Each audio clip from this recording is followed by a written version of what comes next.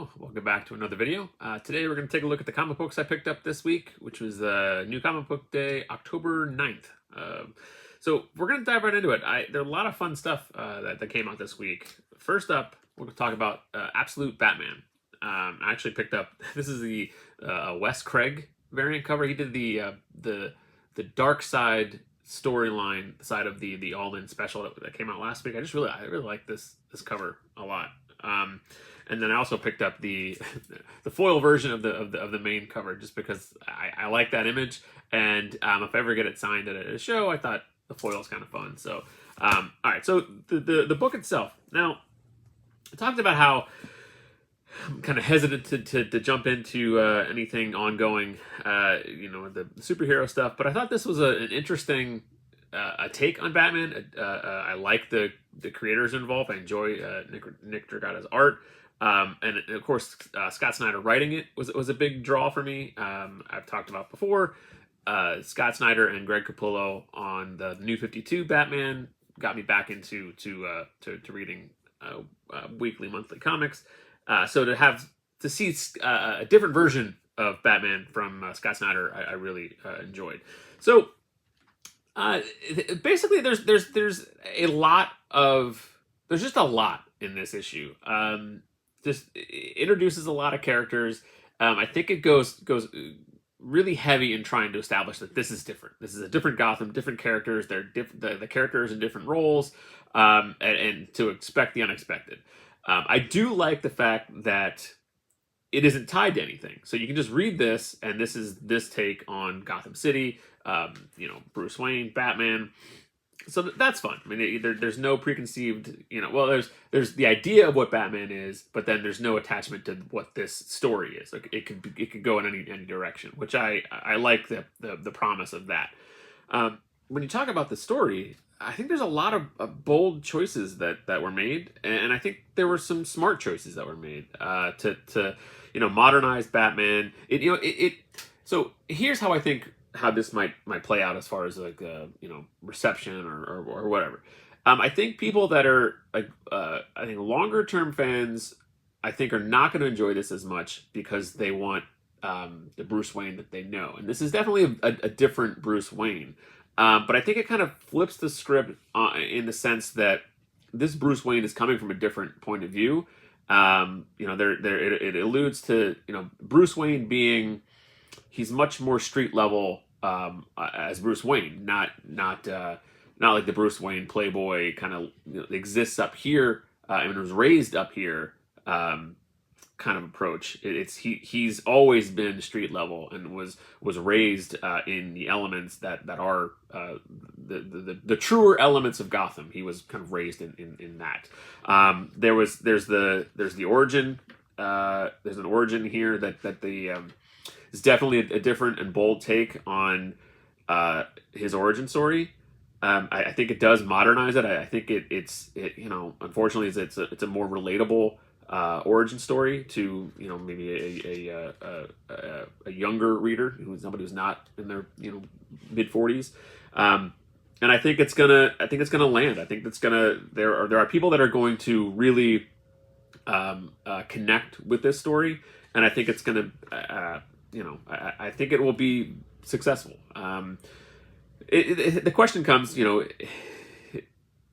it a new definitive version of Batman? I have no idea. I think it could be a definitive version for some, and it might be too far from the Bruce Wayne characteristics that somebody maybe my age might. Relate to might think it's too far from that to really connect with the story, but I think it's a good start for what they're trying to do here. This is definitely a more raw, visceral Batman, and I think that's why he's such a bulky character. That's why the emblem is so bold, and there were lots of people that had things to say about the design of that. They address it here in the book. I think it's a design choice, and I think anytime you have any new bold design choice, there are going to be those that Like, no, that's not what it should be. But if you accept this for what it is, I think it's I think it's a very smart and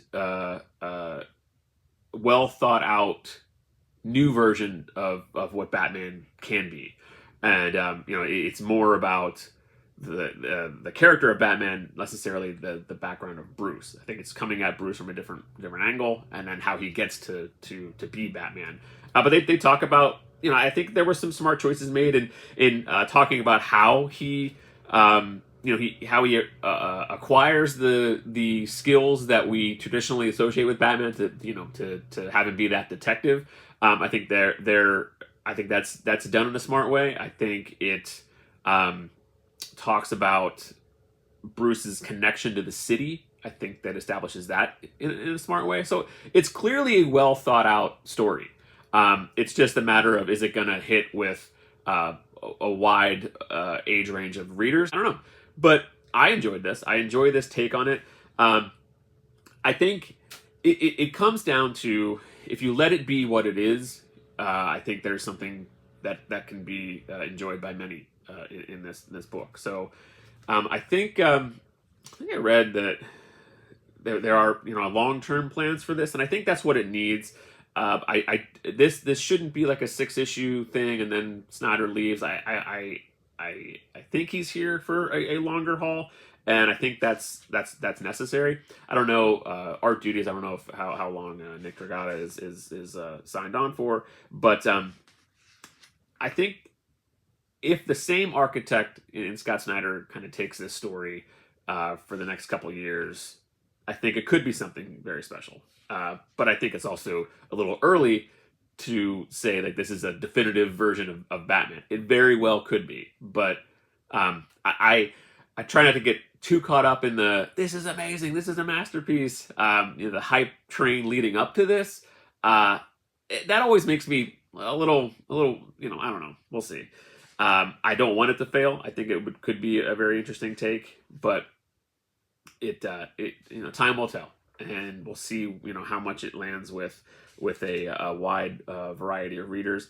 I think if the goal is to gain readers, I think it at least it put forth the product to be able to do that. Now, whether or not that happens, that's to be seen. But the sales have seemed to be strong. But issue one's, we live in the comics industry, unfortunately, is speculation based. So, is it surprising that an issue one would sell really well? It's not. It's Batman. So it's Batman. It's Scott Snyder. I don't think it's a surprise that it would sell well, but you need to kind of follow it up with the actual story. And now, one thing I thought was interesting is that the writing style, Scott Snyder writing, there are certain parallels, I think, to Batman #1 from the New 52. So it starts off talking about Gotham, as a character, and that's something that right off the bat he did in Batman issue 1. So it's the idea of the city itself. It is always changing. The city itself is a character in the story, and that's I like that parallel to the New 52 Batman. So I enjoyed it. I'll keep buying it. I'll look forward to reading the next issue. So it was a good start to what the promise of the Absolute comics are. Right, so that one and the foil. Next up is I think it's a really fun one. So we're gonna talk about the Autumn Kingdom. This is issue 2, written by Colin Bunn and with art by Christopher Mitten. And I was trying to come up with what this story makes me think of, and in some ways, I'll talk about what the premise is. The premise is that there are these two sisters whose parents have disappeared. Issue 1 started with them going on a vacation kind of retreat to a cabin in the woods. It's always a good start. And their parents disappear. The father is a novelist. They were reading passages from his latest book, which is a fantasy-based novel series, and there are parallels to the world of the novel, and then the real world of this story.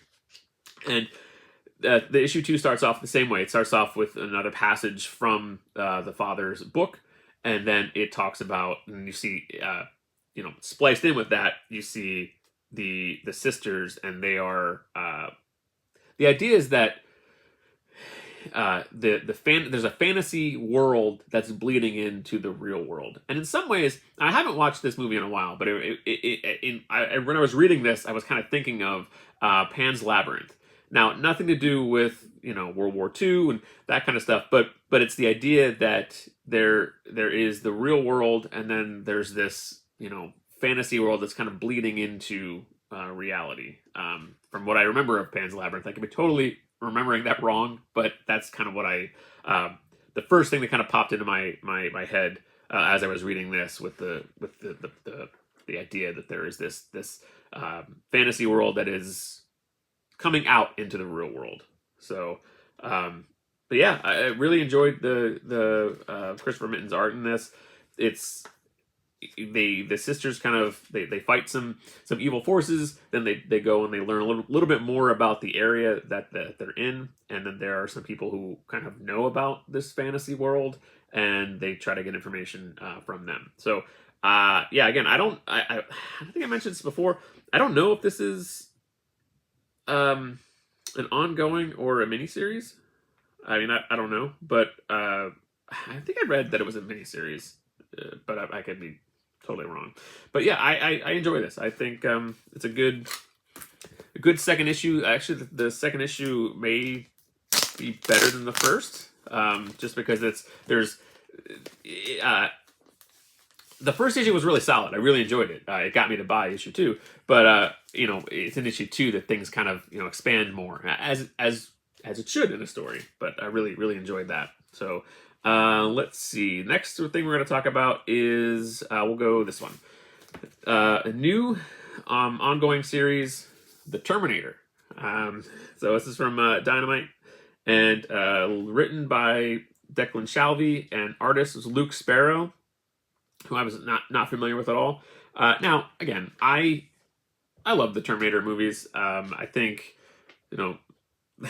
some of them are just not very good, but they're still kind of enjoyable to watch. So that's that kind of comfort watch action movie. And a lot of them, there are plot points that make no sense, but for the purpose of this story, I think they're kind of basing it on the first 2 movies, like after Terminator 2, because the idea was it mentions, I think in the synopsis of the book, it said that Skynet's mission to eliminate Sarah Connor and John Connor had failed, and so they're going an alternate path, their alternate way to kind of send Terminators back to target other lineages of resistance fighters.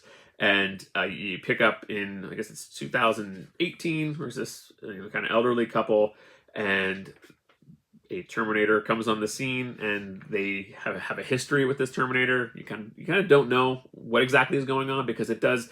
It starts off at the beginning. It says time is what did it say? It's a funny thing. Time, it can be long or short depending on your perspective.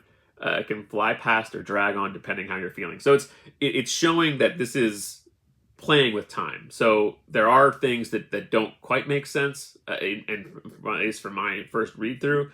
But again, it's all part of a larger story, so I feel like some of that stuff is going to make sense the more you read the series.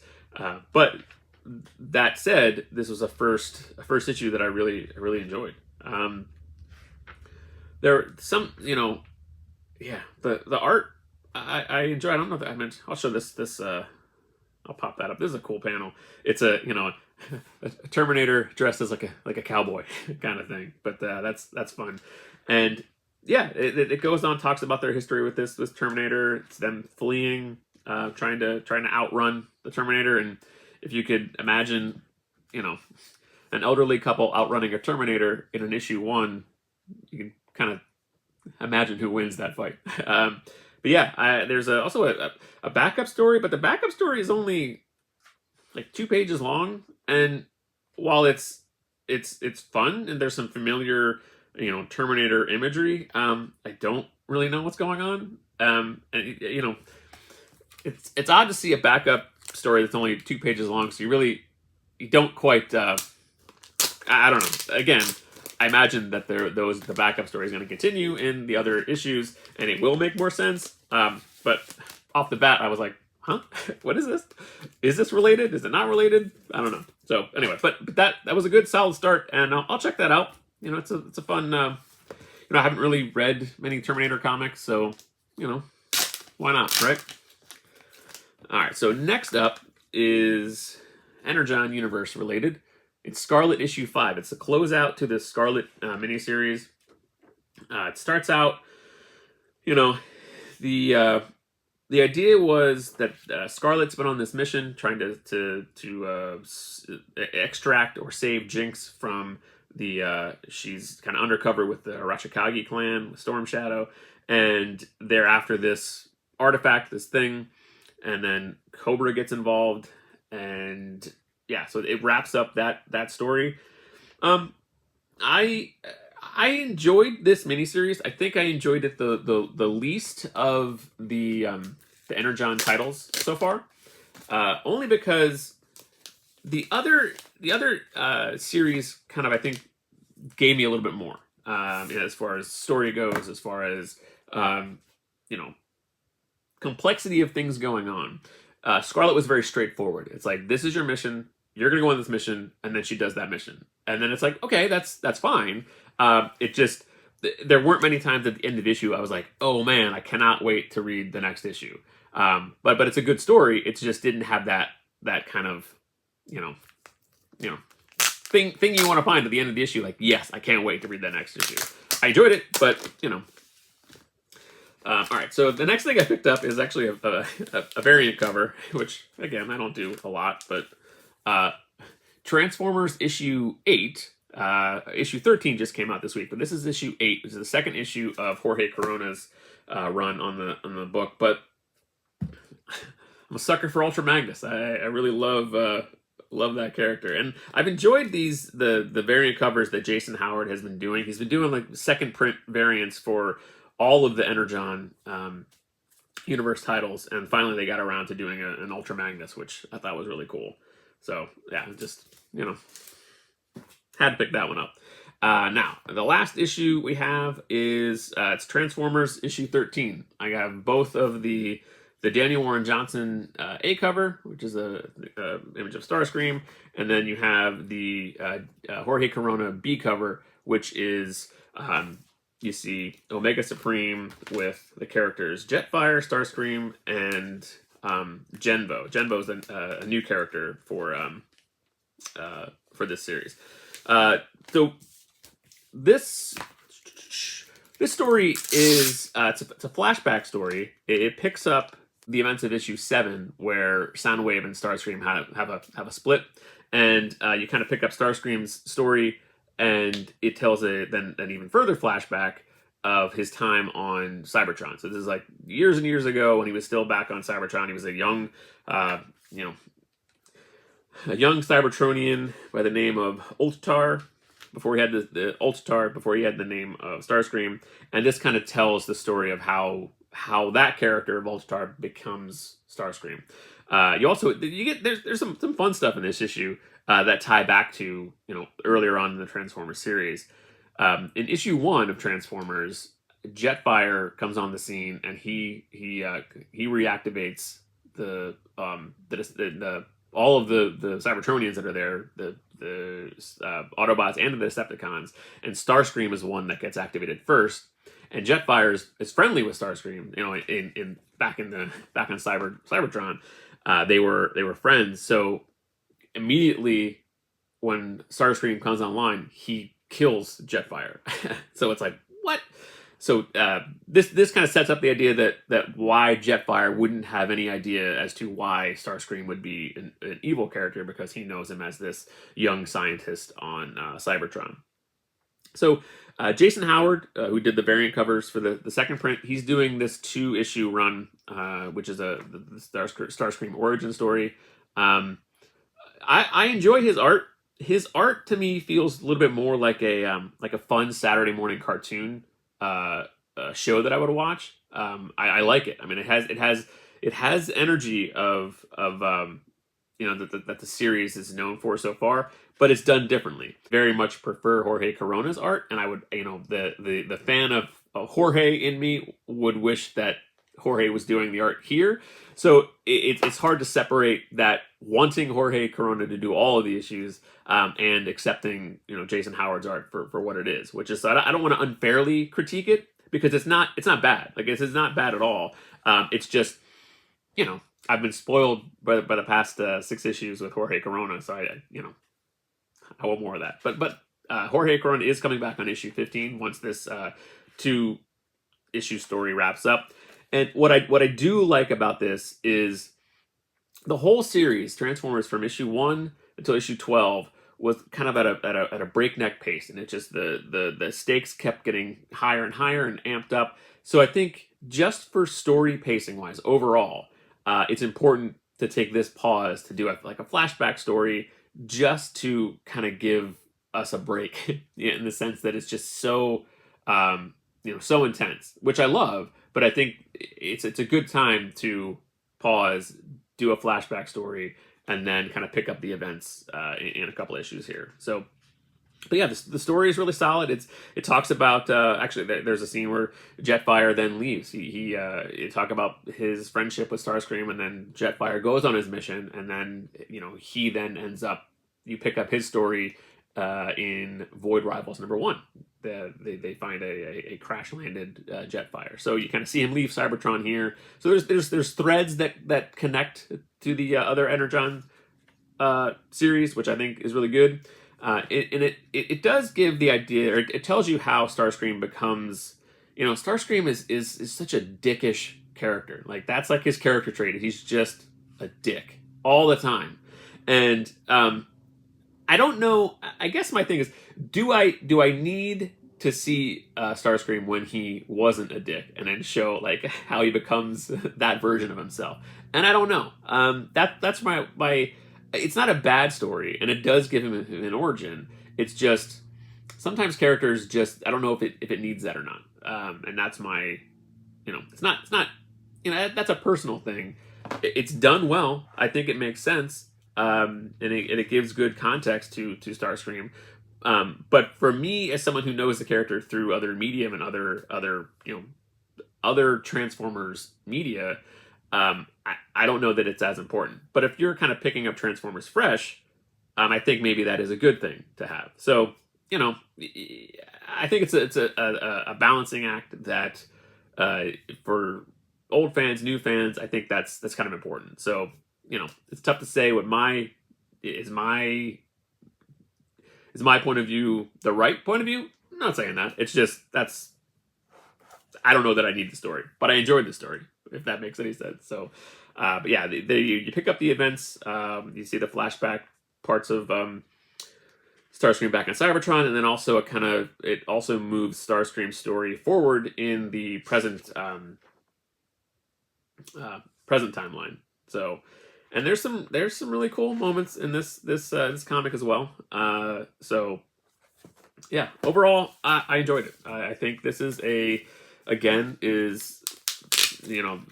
favorite series running right now. And even though this issue was personally speaking probably my least favorite of the series so far, that does not mean that it's not a good issue. It just means the other issues have been amazing.